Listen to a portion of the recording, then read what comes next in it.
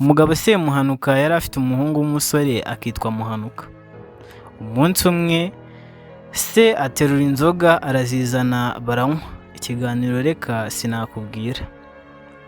Ijoro rimaze kurimbanya, Semuhanuka abwira umuhungu we ati mwana wanjye, uko ureba uko ungana uko uzakira ute utabeshya? Nabeshye kuva kera kugeza magingo aya, none dore ndinze kwisazira kandi sinkiri cyane. Benshi barabeshya bakibeshaho. Koko ngo umutego wanga ikinyoma ushibuka nyirawo akiwirebera. Muhanuka yumvise iryo jambo rya se arasohoka, ako kanya agaruka mu nzu asegasiye umutwe ataka cyane. Se amubajije icyo abaye, undi ati ngize ntya ndinanura nkubita umutwe ku ijuru, none ndashize. Ngo se yumva ayo magambo umwana we amaze kuvuga, akubita agatwenge ati mwana wa, uzavuga ikindi icyo kiranyagisha. Ibyo birahorwa.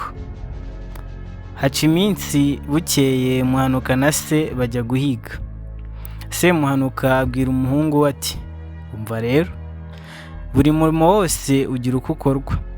Uyu dutangiye uradusaba amayeri menshi, njye ndakoma wowe utege. Mu kanya gato ngaho Muhanuka urasangwe. Umuhungu ntiyatinzamo, arirahira ati nk'iki nkuba ya Semuhanuka. Se arisamira hejuru ati urashikisha? Undi ati inyamaswa. Se ati niko sha, urashiki utareba? Undi ati mbonye icyo uvumbuye. Semuhanuka arumirwa ati kubeshya urabizi rwose, sinzi niba utarabimpishe. Cyakora koko uwiba ahetse ababwiriza uwo mu mugongo. Ngahe nguko sinjye wahera, hahera Semuhanuka n'umuhungu we.